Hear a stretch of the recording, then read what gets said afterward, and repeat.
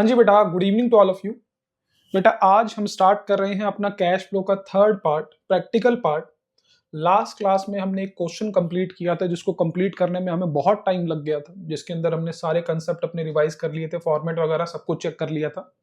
आज हम चल रहे हैं अपने थर्ड पार्ट पे, क्वेश्चन नंबर सेकंड पे। अब देखना कंपैरेटिवली बहुत ही कम टाइम लगेगा बेटा। क्वेश्चन ये 6 नंबर का मैक्सिमम आता है, 12 मिनट लगने चाहिए इस क्वेश्चन को करने के लिए, बस इससे ज्यादा नहीं। ठीक है, चलो बेटा अब हम चल रहे हैं अपने थर्ड पार्ट पे।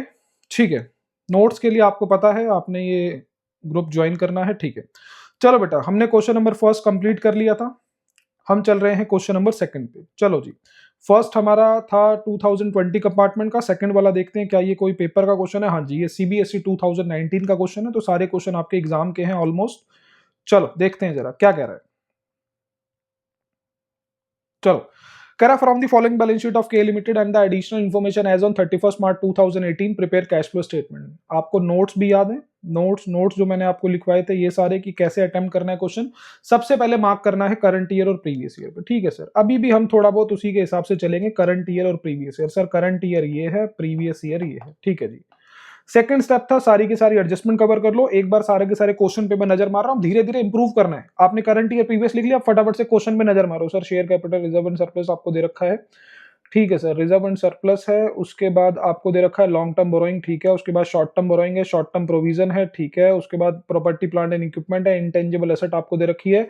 सर करंट इन्वेस्टमेंट आ रखी है, तो ध्यान रखना ये सीसीई का पार्ट है। यहां पर भी सीसी दे रखी है, तो ये भी सीसीई का पार्ट है। इसका मतलब ओपनिंग सीसी कैसे निकालेंगे, 70,000 प्लस में 63,000, और क्लोजिंग सीसी कैसे निकालेंगे, 1,40,000 प्लस 1,55,000। ओके, ये लास्ट हमने क्वेश्चन के अंदर कर लिया था। ठीक है सर, कुछ तो पता चला। उसके बाद रिजर्व एंड अच्छा सरप्लस दे रखा है, सरप्लस दे रखा है, तो सर ये statement of profit and loss में आ जाएगा। जर्नल रिजर्व भी दे रखा है, मतलब एक भाई तो दे रखा है क्वेश्चन का। ठीक है सर, उसके बाद 12% डिबेंचर दे रखा है, बैंक ओवरड्राफ्ट दे रखा है, प्रोविजन फॉर टैक्स भी दे रखा है। तो ध्यान रखना दूसरा भाई मिल गया, देख रहे हो, यानी कि अब कुछ स्टेप्स को हम श्रिंक कर देंगे, छोटा कर देंगे। ठीक है ना, क्वेश्चन पढ़ती पता चल गया, दो भाई तो क्वेश्चन में दे रखे हैं। अच्छा, दो भाई तो आपको बैलेंस शीट के अंदर मिलेंगे, और दो भाई आपको कहां मिलेंगे, एडजस्टमेंट के अंदर। कौन कौन सा, एक तो है प्रपोज डिविडेंड और एक इंटरिम डिविडेंड। ठीक है सर, उसके बाद आपको प्लांट एंड मशीनरी दे रखा है, उसके बाद ऑक्यूमुलेटेड डेप्रिसिएशन दे रखा है, और एक एडजस्टमेंट दे रखी है सिर्फ और सिर्फ किसके ऊपर, डिबेंचर के ऊपर, 12% डिबेंचर के ऊपर, और वो भी इशू करे हैं 1 सितंबर 2017 को। देख रहे हो, 2020 में भी सेम ही क्वेश्चन था और 2019 में भी सेम ही क्वेश्चन है, माइनर सा सिर्फ थोड़ा सा वो करा है उन्होंने, और कुछ नहीं करा। ठीक है, करना स्टार्ट करें। चलो जी, तो स्टेप नंबर फर्स्ट हमारा हो गया था। स्टेप नंबर फर्स्ट था कि सर आप सारे के सारे करंट ईयर प्रीवियस से लिख लो। सेकंड था एडजस्टमेंट डील कर लो। मैंने कहा कर लेता हूं फटाफट से एडजस्टमेंट डील। ये है हमारा क्वेश्चन नंबर सेकंड, फटाफट से मैं एडजस्टमेंट डील कर लेता हूं। ये लाइन कहां चलेगी, ये क्या हो रहा है भाई,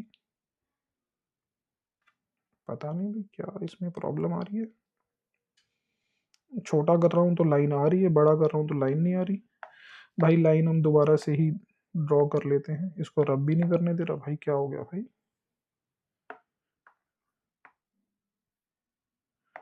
बेटा कुछ नहीं आ रहा। ठीक है भाई, हम एक बार इसी के ऊपर से लाइन ड्रॉ कर लेते हैं।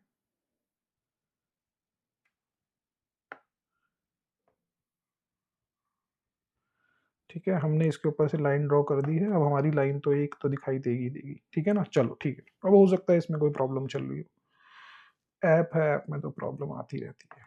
चलो,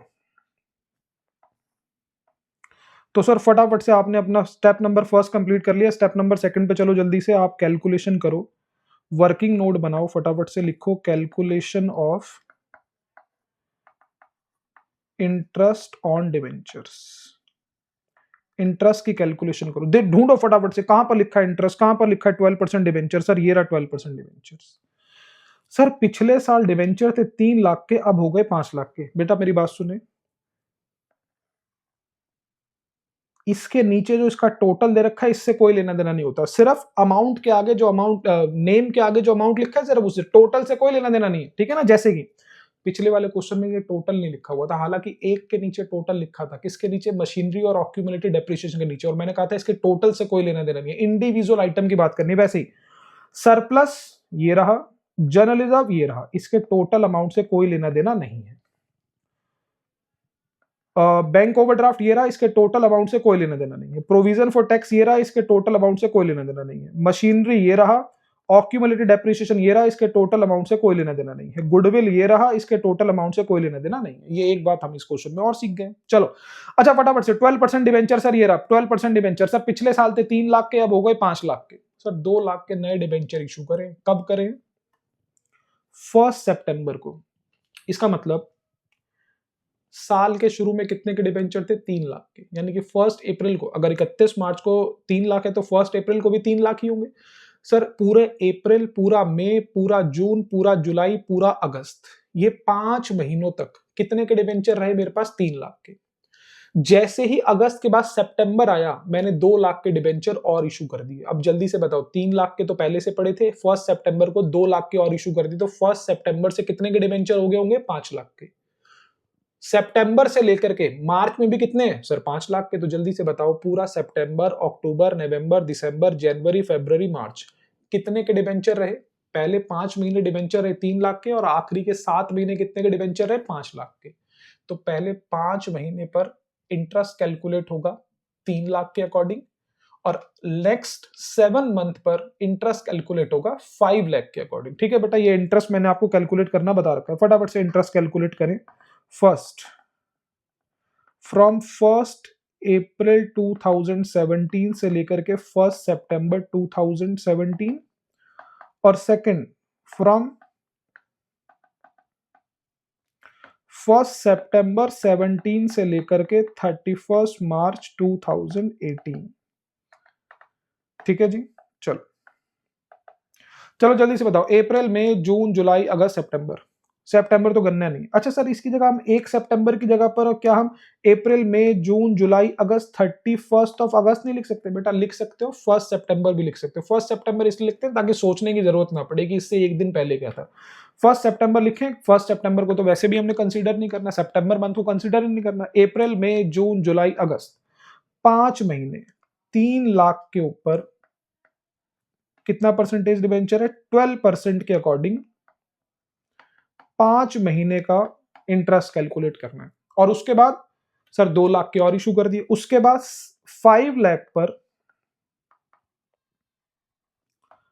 12% के अकॉर्डिंग 7 मंथ का इंटरेस्ट कैलकुलेट करना है। ओके बेटा बात। 3 लाख इंटू में 12% डिवाइडेड बाय 12 इंटू में 5, 15,000। 5 लाख इंटू में 12% डिवाइडेड बाय 12 इंटू में 7, 35,000। ये आपके पास टोटल हो गया 50,000। मैंने क्या कहा था? फर्स्ट स्टेप था करंट ईयर प्रीवियस ईयर लिखना, सेकंड स्टेप था एडजस्टमेंट करना, अमाउंट पोस्ट नहीं करना। ठीक है, चलो हो गया सर। अकाउंट सिर्फ उन्हीं चीजों के लिए बनेगा जिनके लिए एडजस्टमेंट है, एडजस्टमेंट और किसी पे है नहीं, सिर्फ इंटरेस्ट कैलकुलेट करना था।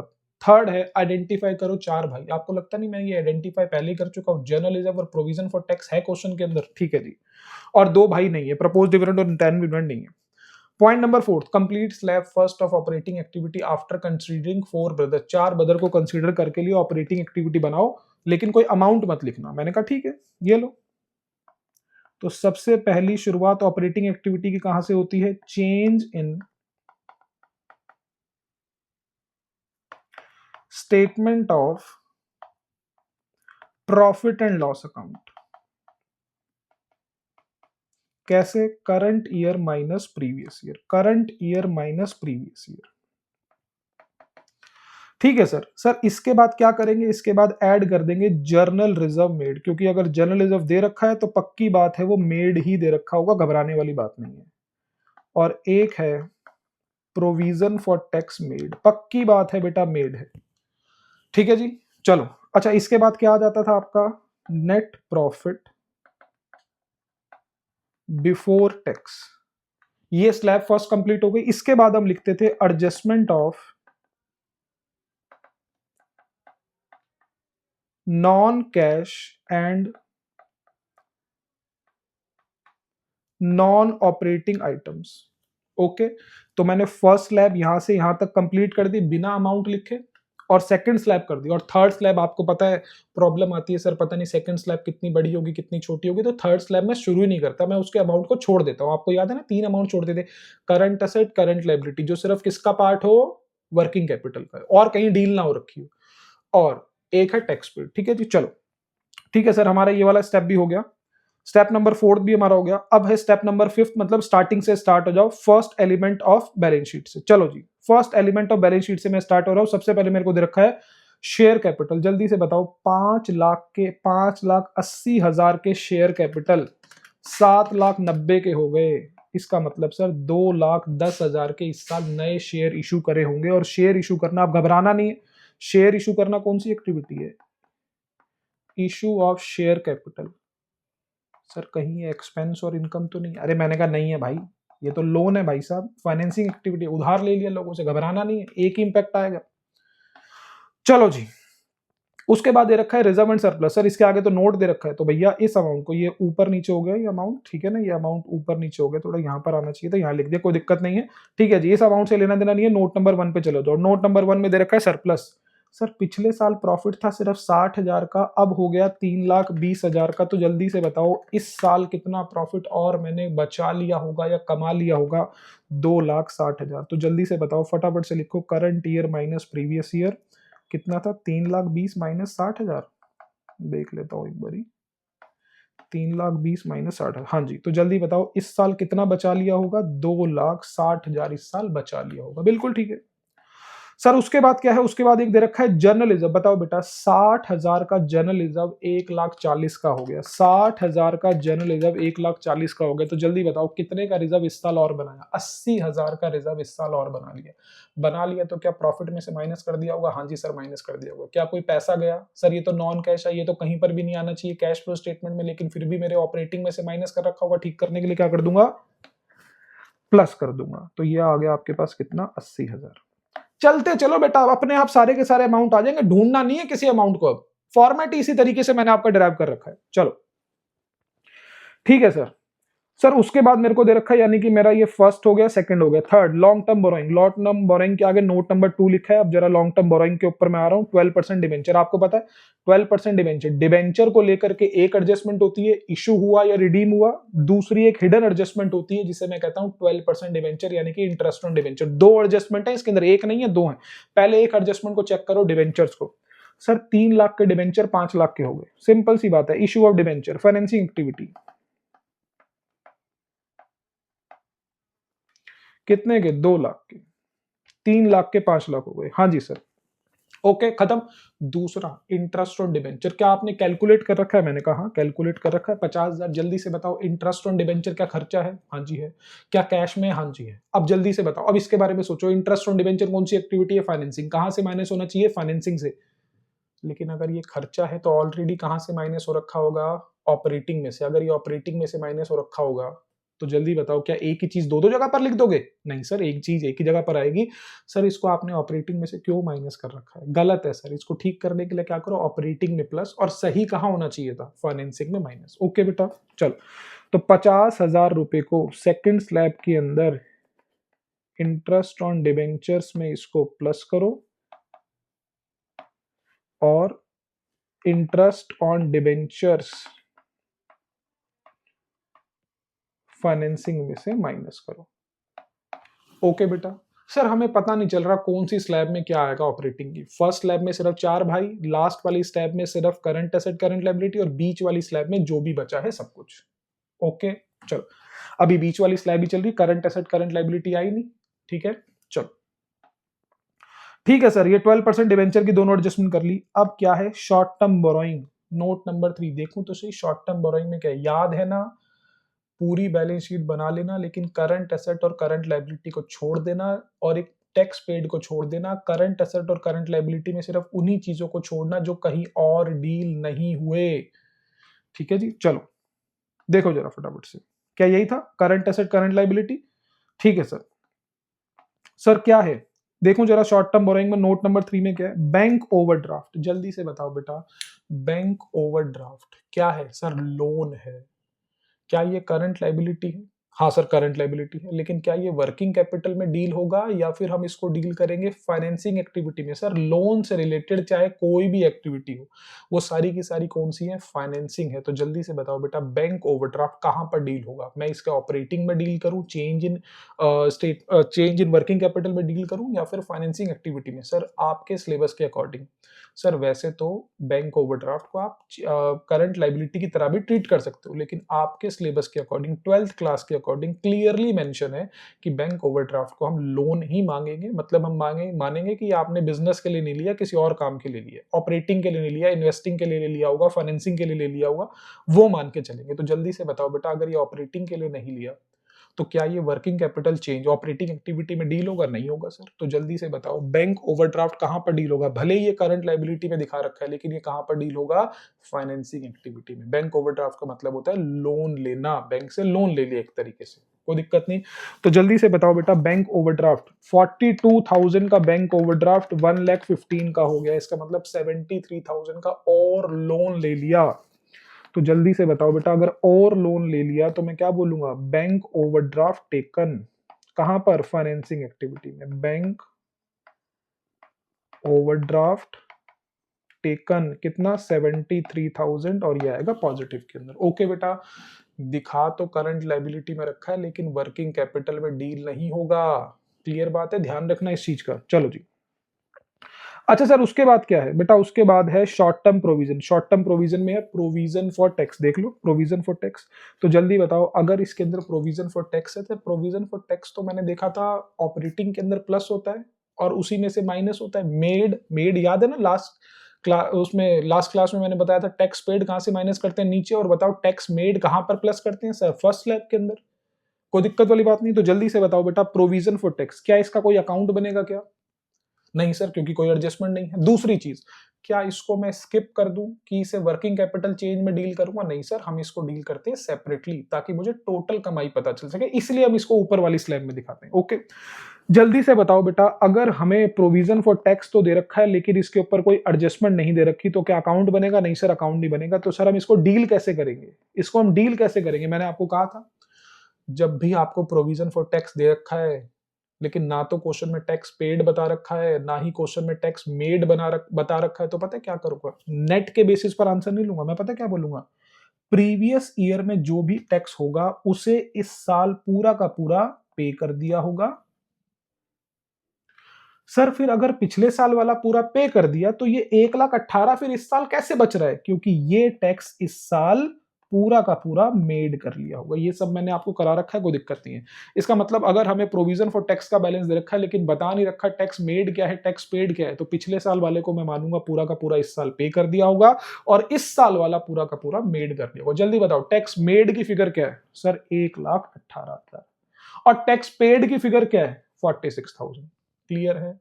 आपको याद है ना, पूरी बैलेंस शीट में मैं 3 चीजें छोड़ा करता था। करंट एसेट जो कि वर्किंग कैपिटल का पार्ट है, करंट लायबिलिटी जो कि वर्किंग कैपिटल का पार्ट है, और एक टैक्स पेड। तो टैक्स पेड छोड़ दो, लेकिन क्या टैक्स मेड को मैं ट्रीट कर सकता हूं? जल्दी बताओ, टैक्स मेड कहां आता था? मेरे ऊपर 4 भाइयों के अंदर। हाँ सर, तो 1,18,000 को ऊपर 4 भाइयों के अंदर प्लस कर दो, और आपके पास पता है क्या आ गया? 2,60,000 प्लस 80 प्लस 1,18,000, 4,58,000। ध्यान रखना, एक चीज आपने स्किप कर रखी है, टैक्स पेड। ओके, चलो सर आगे चलो फटाफट से।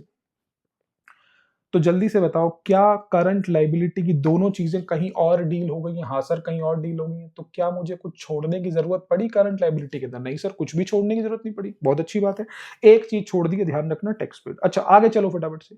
Sir property plant and equipment, note number 5। Sir note number 5, sir plant and machinery यानी कि असेट की बात दे रखी है, क्या कोई अकाउंट बनेगा क्या? नहीं सर, क्योंकि कोई एडजस्टमेंट नहीं है।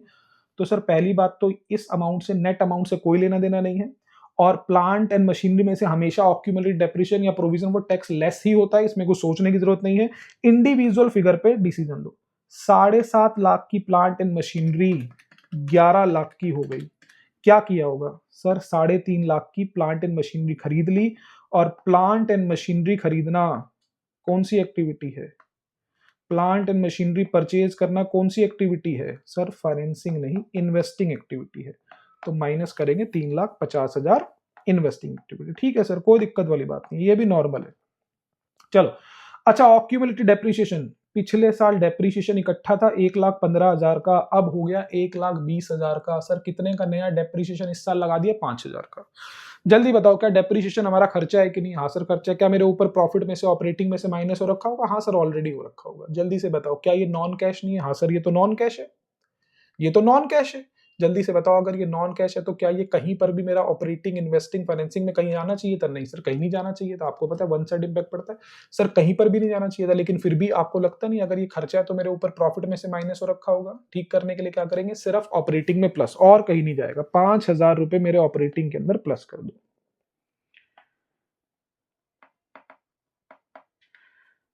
डेप्रीशिएशन ऑन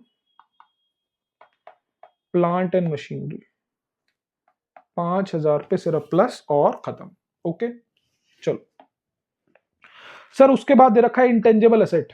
सर 6 नंबर पर इसका नोट दे रखा है, तो नीचे चलो नोट पर फटाफट से। गुडविल, नेट अमाउंट से कोई लेना देना नहीं सर। 1,70,000 की गुडविल 2,60,000 की हो गई, 1,70,000 की गुडविल 2,68,000 की हो गई। सर गुडविल कैसे बन जाती है? गुडविल बैलेंस शीट में कैसे आ जाती है जब गुडविल आप खरीदते हैं? याद है ना, आपने डिवेंचर की बातें पढ़ रखी हैं, जब आप कंप्लीट बिजनेस टेक ओवर कर लेते तो जल्दी से बताओ बेटा, अगर गुडविल की वैल्यू इंक्रीज हो रही है और बुक्स में वो शो हो रही है, इसका मतलब बुक्स में शो होने वाली कौन सी गुडविल होती है? Purchase goodwill. इसका मतलब इस साल आपने कोई ना कोई बिजनेस खरीदा होगा, गुडविल खरीदी होगी किसी की, और खरीदी होगी तो पैसे गए होंगे। जल्दी बताओ कितने की गुडविल खरीदी है? 98,000 की गुडविल खरीदना। गुडविल हमारी एसेट होती है, तो गुडविल खरीदना हमारी कौन सी एक्टिविटी है? Investing activity. Purchase of goodwill कितने की सर? 98,000 की, और इसकी वजह से भी पैसा गया है।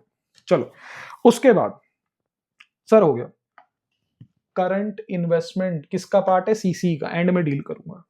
सीसी किसका पार्ट है? सीसी का एंड में डील करूंगा। ट्रेड रिसीवेबल, ट्रेड रिसीवेबल मतलब डेटर। सर ये तो हमारी करंट एसेट है, ये तो हमारे बिजनेस का पार्ट है, तो सर ये कहाँ डील होगा? वर्किंग कैपिटल के अंदर। जल्दी से बताओ अगर ये वर्किंग कैपिटल में डील होगा तो क्या इसे अभी कर सकता हूँ क्या? नहीं सर अभी इसको स्किप कर दो।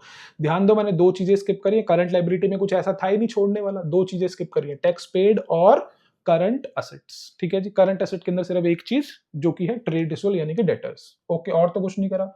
सर इसका मतलब बैलेंस शीट पूरी पढ़ ली दो चीजों को छोड़ करके, हालांकि तीसरी चीज छोड़ ही नहीं सकता था, कुछ था ही नहीं उसके अंदर करंट लायबिलिटी के अंदर। तो जल्दी से बताओ जैसे ही आपने पूरी बैलेंस शीट पढ़ ली इन दो चीजों को छोड़ करके, इसका मतलब आप अभी तक पता है कहां पहुंच चुके हो? मतलब आपकी इन्वेस्टिंग कंप्लीट हो चुकी है, मतलब आपकी फाइनेंसिंग कंप्लीट हो चुकी है। आप इसको लिख भी सकते हो, cash used in investing activities, क्योंकि माइनस में आंसर आ रहा है तो ये यूज्ड आएगा। 4,48,000। चलो जी, अच्छा यहां पर क्या आएगा? Cash flow from financing activities 2,10,000 plus में 2,00,000 माइनस में 50,000 प्लस में 73,000, 4,33,000। चलो जी ओके बेटा, यहां तक की बात। सर ऑपरेटिंग में कहां तक पहुंच गए होंगे बेटा? सेकंड स्लैब तक पहुंच गए होंगे, इसे हम कहते हैं ऑपरेटिंग प्रॉफिट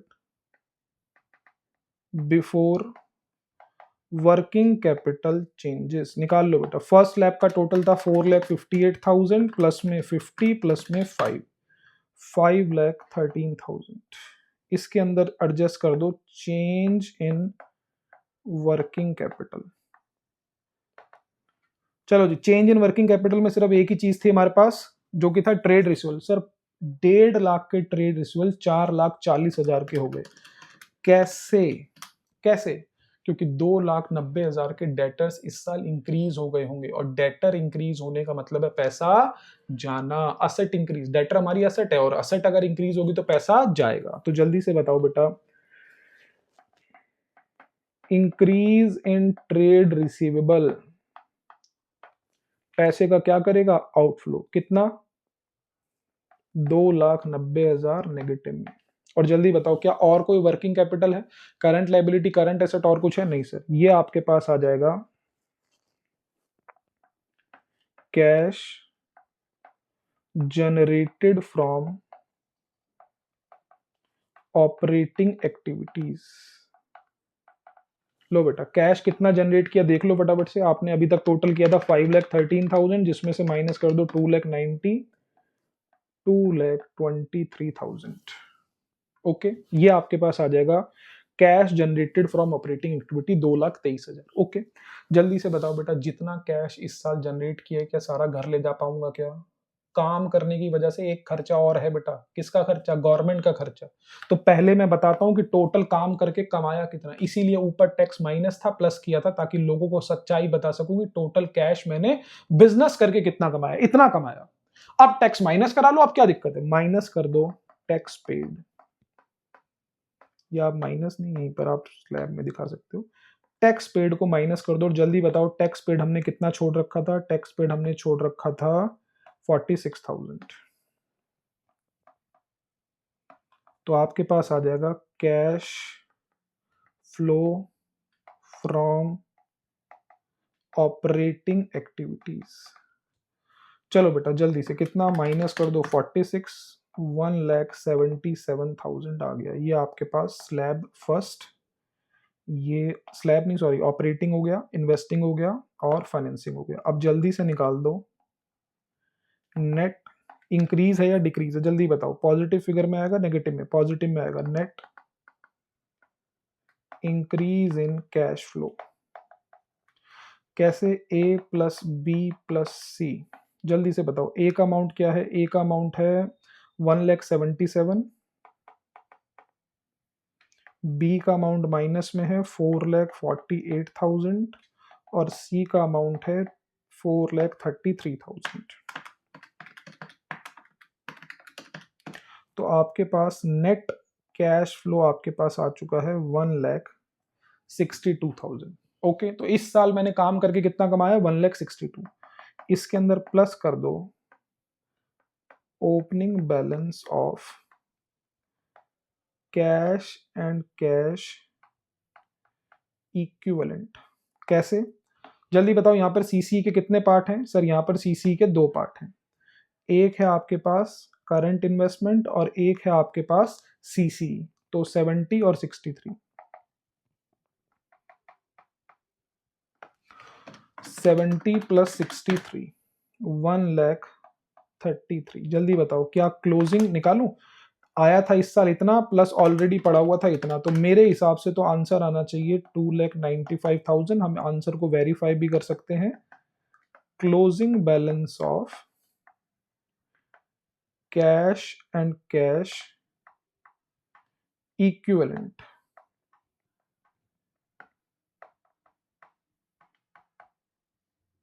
जरा चेक करो फटाफट से।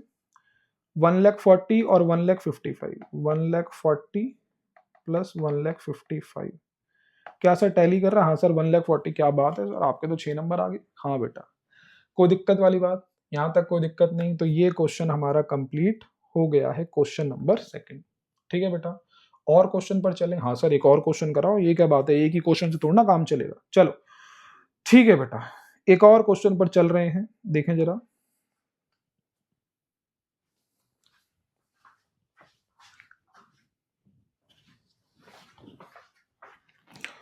चलो बेटा जल्दी से देखें एक और क्वेश्चन।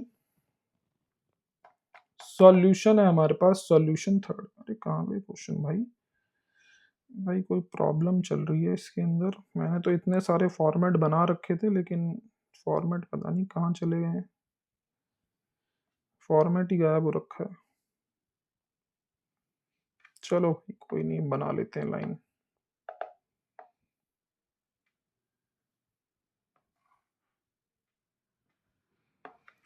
चलो सॉल्यूशन 3।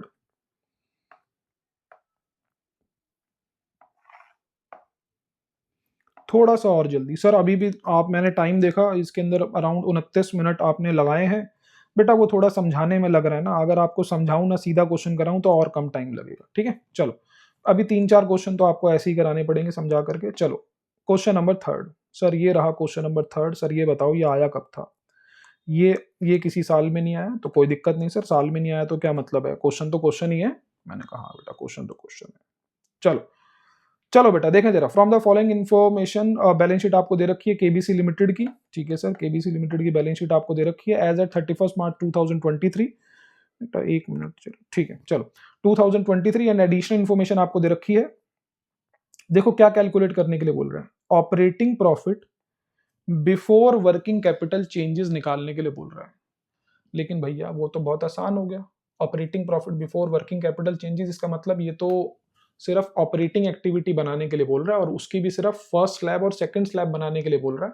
अभी हम क्वेश्चन जो है ना सारी की सारी प्रैक्टिस करते हैं, उसके बाद फिर हम स्पेसिफिकली जो क्वेश्चन बोलेगा उसके ऊपर प्रैक्टिस करेंगे। अभी हम पूरा ही क्वेश्चन कर रहे हैं, ठीक है ना। चलो ठीक है सर, शेयर कैपिटल दे रखी है, जनरल रिजर्व दे रखा है, ट्रेड पेबल दे रखे हैं, अदर करंट लाइबिलिटी दे रखी है, शॉर्ट टर्म प्रोविजन आपको दे रखा है जिसके अंदर प्रोविजन फॉर टैक्स है, प्रॉपर्टी प्लांट एंड इक्विपमेंट आपको दे रखा है, नॉन करंट एसेट दे रखी है और करंट एसेट दे रखी है।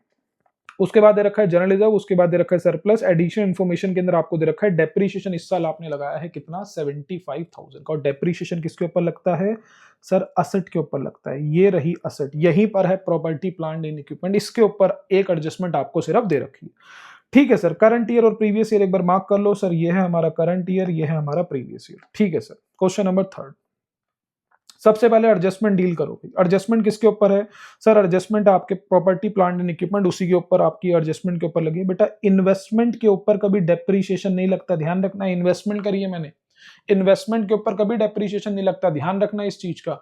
आपने 5 लाख रुपए का गोल्ड खरीद लिया सर, उसके तो रेट बढ़ेंगे ही बढ़ेंगे। डेप्रीशिएशन लगता है उन चीजों के ऊपर जो held for the purpose of use हो, जिसको मैं इस्तेमाल करता हूं बिजनेस के अंदर। क्या गोल्ड को मैं इस्तेमाल कर रहा हूं? मैंने एक बिल्डिंग खरीद के छोड़ दी, मैंने कहा जब इसके रेट बढ़ेंगे तो बेच दूंगा। क्या मैं इसको बिजनेस पर्पस के लिए यूज कर रहा हूं? अगर बिजनेस पर्पस के अंदर उसको यूज कर रहा हूं, held for the purpose of use रखा हुआ, उससे रोजाना काम लेता हूं, तभी उसके ऊपर डेप्रीशिएशन लगेगा, अदरवाइज नहीं लगेगा। तो ध्यान रखना, इन्वेस्टमेंट के ऊपर कभी डेप्रीशिएशन चार्ज नहीं होता। चलो इसका मतलब डेप्रीशिएशन ऑब्वियस सी बात है किसके ऊपर लगा होगा, प्रॉपर्टी प्लांट एंड इक्विपमेंट के ऊपर लगा होगा। इसका फटाफट से हमको क्या बनाना पड़ेगा, अकाउंट बनाना पड़ेगा। और किसके ऊपर डेप्रीशिएशन लगा है, डेप्रीशिएशन फॉर द ईयर 75,000। तो आप कोई भी अकाउंट बना सकते हो सर, पता ही नहीं है तो आपको लिखना पड़ेगा property plant and equipment account.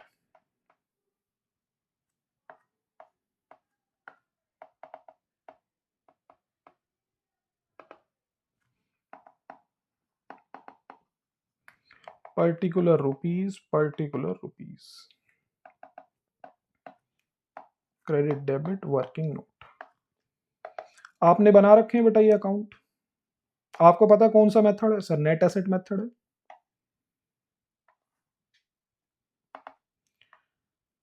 ठीक है सर।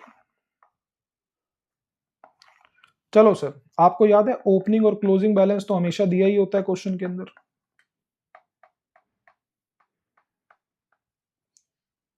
हाँ जी सर, हमेशा दिया होता है। ठीक है सर। सर ओपनिंग बैलेंस है 7,30,000 और क्लोजिंग बैलेंस है 7,50,000। 7,30,000 7,50,000। क्वेश्चन क्या कह रहा है, डेप्रीशिएशन लगा है 75,000 का। डेप्रीशिएशन कहाँ आता है सर, क्रेडिट साइड के अंदर आता है, क्योंकि ये हमारी असेट को कम कर देता है। मैंने कहा था बेटा असेट से रिलेटेड सिर्फ 3 बातें, खरीदना, यूज करना और बेचना। और मैंने कहा था बेचने की बात अगर कभी भी होगी तो क्वेश्चन आपको क्लियर बताएगा। क्या बेचने की बात कोई बोली है? नहीं सर, 2 बातें बची, खरीदना और यूज करना। यूज करने की बात डेप्रीशिएशन उसने मेरे को बता दिया, तो जल्दी से बताओ बैलेंसिंग फिगर किसकी आएगी, सिर्फ परचेज की। आप निकाल भी सकते हो, क्रेडिट साइड का टोटल करो। क्रेडिट साइड का टोटल आपके पास आएगा 8,25,000 और डेबिट साइड का टोटल आएगा 7,30,000। तो जल्दी बताओ कौन सी साइड में बैलेंस कम पड़ रहा है, डेबिट साइड में। तो बैलेंसिंग फिगर में क्या लिखूंगा, टू बैंक परचेज। जल्दी बताओ कितना, 8,20,000। क्रेडिट साइड को प्लस करो, डेबिट साइड में से माइनस कर दो, फटाफट से अपना बैलेंसिंग फिगर निकाल लो। 95,000 का इसका मतलब आपने मशीनरी परचेज कर ली होगी या कोई भी असेट आपने परचेज कर ली होगी। ओके बेटा, बस अकाउंट बना के छोड़ दो। और मैंने कहा था ना ओपनिंग की वजह से पैसा आता है ना क्लोजिंग की वजह से आता है, ये तो बैलेंसिंग है, वो साल के पिछले साल में बची थी, ये इस साल के साल में बची। इन ओपनिंग और क्लोजिंग बैलेंस की कभी भी कहीं पर भी पोस्टिंग नहीं होती। पोस्टिंग देखते हैं किस चीज की होगी। अभी फिलहाल मैंने अकाउंट बना के छोड़ दिया, क्योंकि मेरा सबसे पहला स्टेप था current year previous year mark करना, सेकंड नंबर पे एडजस्टमेंट सारी की सारी डील कर लो। उसके बाद 4 भाइयों को ढूंढो, क्या कोई भाई दिखाई दिया? हाँ सर, एक भाई तो ये मिल गया, प्रोविजन फॉर टैक्स। और एक भाई मिल गया जर्नलिज्म। और दो भाई जो होते हैं कौन से, इंटरिम डिविडेंड और प्रोपोज डिविडेंड, वो कहाँ दिखाई देते हैं, एडजस्टमेंट के अंदर, है ही नहीं एडजस्टमेंट के अंदर। ठीक है जी, तो चलो जी दिखाई देगा। अब फटाफट से बना लो अपना slab number first. Slab number first मैं बना रहा हूं, change in statement of profit and loss account, current year minus previous year. Journal reserve made, provision for tax made, ये आपके पास आ जाएगा नेट प्रॉफिट बिफोर टैक्स, और उसके बाद आप लिखोगे adjustment of non cash and non operating items. याद है बेटा ये सारी की सारी चीजें। चलो सर ये हमने अपना एक और स्लैब कंप्लीट कर लिया। ठीक है सर, देख लो स्टेप नंबर फर्स्ट हो गया, सेकंड हो गया, थर्ड हो गया, फोर्थ हो गया, फिफ्थ नंबर पर हम आ गए हैं। स्टार्टिंग से स्टार्ट हो जाओ, फटाफट से बैलेंस शीट को देखना। चलो जी, सबसे पहले शेयर कैपिटल। 5 लाख की शेयर कैपिटल 5 लाख ही है, इसका मतलब ना ही कोई इशू करा ना ही कोई रिडीम करा, इसका मतलब ये कुछ भी नहीं। इसकी वजह से ना तो कोई कैश आया ना ही कोई कैश गया, इसे नहीं लिखेंगे। सर फटाफट से आ जाओ जनरल रिजर्व पे। रिजर्व एंड सरप्लस आपको दे रखा है, इसका नोट नंबर 1 देखो क्या है सर। उसमें जनरल रिजर्व दे रखा है और statement of profit and loss दे रखा है। सबसे पहले आपको पता है इसके टोटल अमाउंट से कोई लेना देना नहीं है। 1 लाख का प्रॉफिट 1,70,000 का हो गया, इसका मतलब इस साल कितना बचाया, 1,70,000 में से 1 लाख तो पुराने साल का ही था, तो इस साल कितना कमाया, सिर्फ 70,000। उसके बाद आपको जनरल रिजर्व दे रखा है 4 लाख का, जनरल रिजर्व बढ़ के 5 लाख का हो गया, मतलब इस साल 1 लाख का जनरल रिजर्व हमने और बनाया। कितना आसान है, कितना आसान है। चलो जी ठीक है सर, ये हमारा हो गया। इसके बाद है ट्रेड पेबल। ट्रेड पेबल का मतलब होता है बेटा क्रेडिटर प्लस बिल पेबल, जो कि हमारे करंट लाइबिलिटी का पार्ट है, जिसमें अभी डील नहीं कर सकता, छोड़ो सर इसको। उसके बाद है अदर करंट लाइबिलिटी में है outstanding expense. Sir outstanding expense तो हमारी लाइबिलिटी है सर, किसी से कोई सर्विसेज ली होगी, पैसा नहीं दिया, लोन थोड़ी ना। लोन का मतलब होता है बाहर से जाकर के पैसा लेना, लोन नहीं है सर। ये भी हमारी करंट लाइबिलिटी, वर्किंग कैपिटल का पार्ट है, ये भी हमारा कहां पर डील होगा, ये भी हमारा वर्किंग कैपिटल में डील होगा। अच्छा, शॉर्ट टर्म प्रोविजन, सर दे तो करंट लाइबिलिटी में रखा है, लेकिन क्या ये provision for tax current liability की वर्किंग कैपिटल में डील होगा? नहीं सर, ये कहीं और डील होगा, आपको पता है, ऊपर प्लस नीचे minus. Provision for tax made आपकी ऊपर फर्स्ट स्लैब में माइनस हो जाता है, और आपको पता है लास्ट वाली स्लैब में से माइनस हो जाता है। चलो जी जल्दी से बताओ, क्या आपको ओपनिंग और क्लोजिंग बैलेंस दे रखा है टैक्स का? हाँ सर दे रखा है। क्या कोई टैक्स पेड या मेड दे रखा है? नहीं सर। तो जल्दी बताओ क्या एज्यूम करोगे? सर बैलेंस नहीं निकालना, इसका ध्यान रखना। पिछले साल वाला पूरा टैक्स इस साल पे कर दिया होगा, तो सर फिर ये 1 लाख कहां से बचा? ये 1 लाख इस साल मेड कर लिया होगा, तो टैक्स मेड कितना है? 1 लाख। टैक्स पेड कितना है? 90,000। कोई दिक्कत वाली बात नहीं, आपको पता है टैक्स पेड को मैं अभी नहीं लिख सकता, एंड में लिखूंगा। ओके, तो उसको स्किप करो, लेकिन सर टैक्स मेड को तो लिख सकते हो, मैंने कहा 1 लाख रुपए। जल्दी से बताओ कितना आ गया? 2,70,000 रुपए आ गया। ओके चलें आगे। ठीक है सर, ये आपका शॉर्ट टर्म प्रोविजन भी डील हो गया। उसके बाद प्रॉपर्टी प्लांट एंड इक्विपमेंट, इसके लिए सर हमने आपके लिए एक कैलकुलेशन कर रखी है सर, इसके लिए हमने बना रखा है एडजस्टमेंट। चलो जी जल्दी बताओ बेटा, कैश फ्लो स्टेटमेंट में सिर्फ कैश की बातें। क्या ओपनिंग बैलेंस से कोई कैश आया या गया? नहीं सर। क्या क्लोजिंग बैलेंस से कोई कैश आया या गया? नहीं सर। क्या ओपनिंग और क्लोजिंग बैलेंस कहीं पर प्लस या माइनस है? नहीं सर। ये तो अकाउंट के अंदर आपने किया है। पैसा आया गया किसकी वजह से? पहली चीज, बिल्डिंग पर, सॉरी, प्लांट एंड मशीनरी आपने कोई ना कोई परचेज कर ली होगी, कोई ना कोई असेट परचेज कर ली होगी। तो जल्दी बताओ, परचेज ऑफ असेट की वजह से पैसा गया होगा, और पैसा जाना ये कौन सी एक्टिविटी है?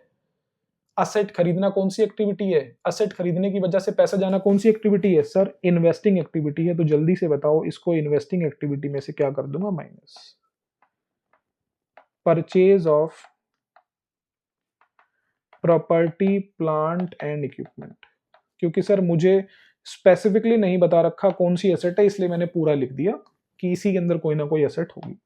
कितने की परचेज करी है सर आपने? आपने परचेज करी है 95,000 की, और पैसा चला गया। सर और कोई चीज इस वर्किंग नोट में डील करेंगे? बस बेटा दो चीजों को छोड़ करके बाकी सारी चीजें डील करेंगे। ओपनिंग और क्लोजिंग बैलेंस कहीं नहीं आता बेटा, कहीं नहीं आता। ठीक है जी, चलो जल्दी से बताओ बेटा, 75,000 क्या है ये? डेप्रीशिएशन है। क्या ये खर्चा है? हाँ सर है। क्या ये कैश नेचर का? नहीं सर, नॉन कैश का है। तो जल्दी से बताओ, अगर ये नॉन कैश नेचर का है तो क्या ये ऑपरेटिंग, इन्वेस्टिंग, फाइनेंसिंग में कहीं पर आना चाहिए? नहीं सर, कहीं नहीं आना चाहिए। लेकिन फिर भी अगर ये खर्चा है तो कहां से माइनस हो रखा होगा मेरे? ऑपरेटिंग में से। तो ऑपरेटिंग में इसको दिखाने के लिए क्या कर दूंगा? सिर्फ प्लस कर दूंगा 75,000 और कहीं पर नहीं आएगा। Depreciation on property, plant and equipment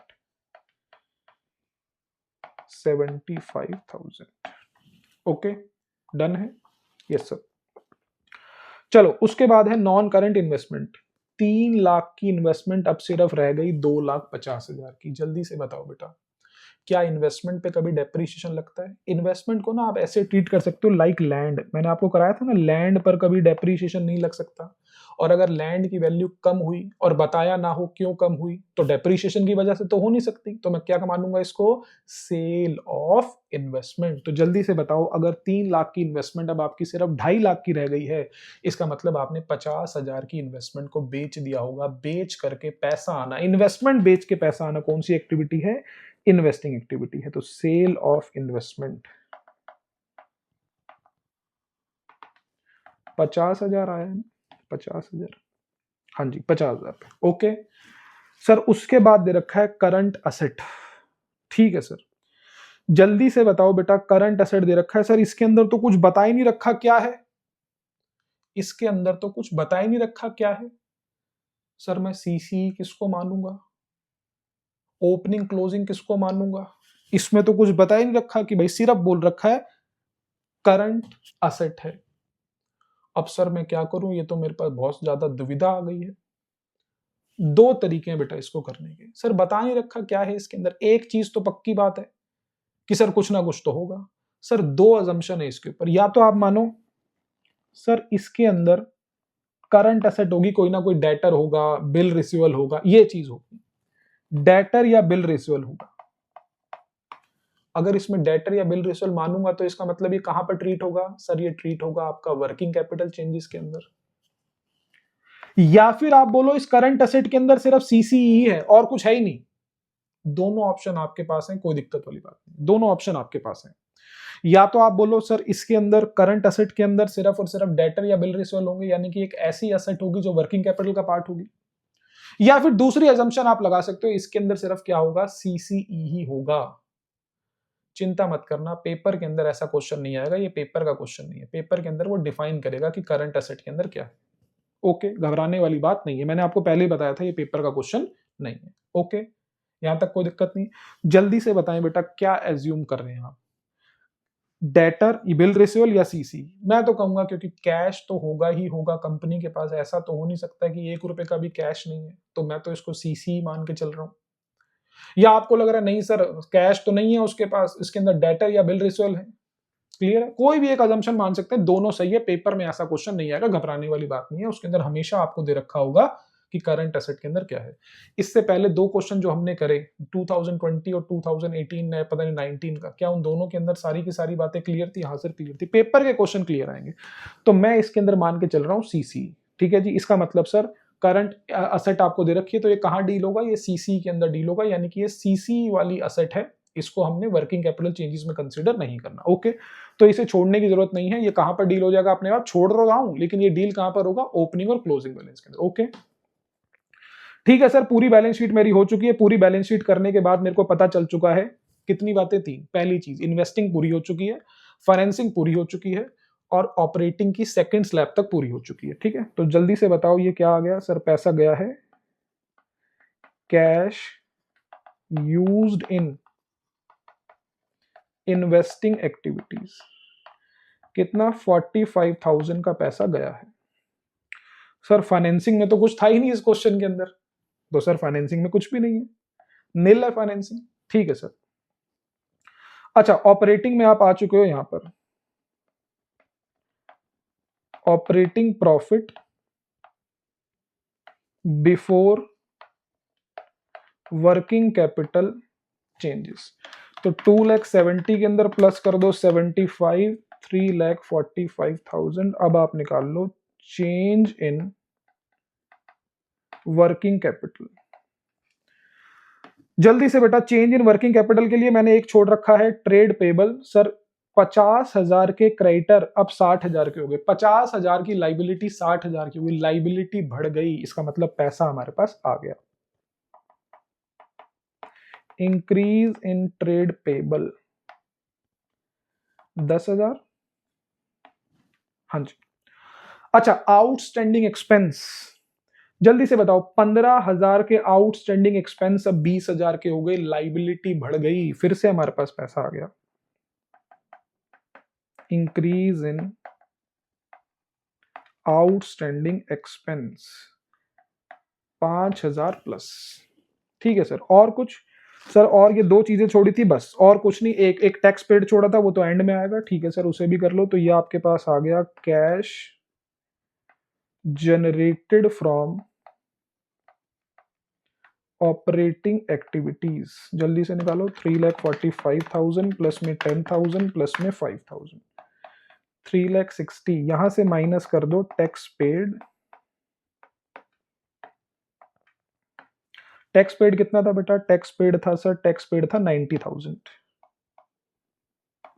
तो 3,60,000 माइनस में 90,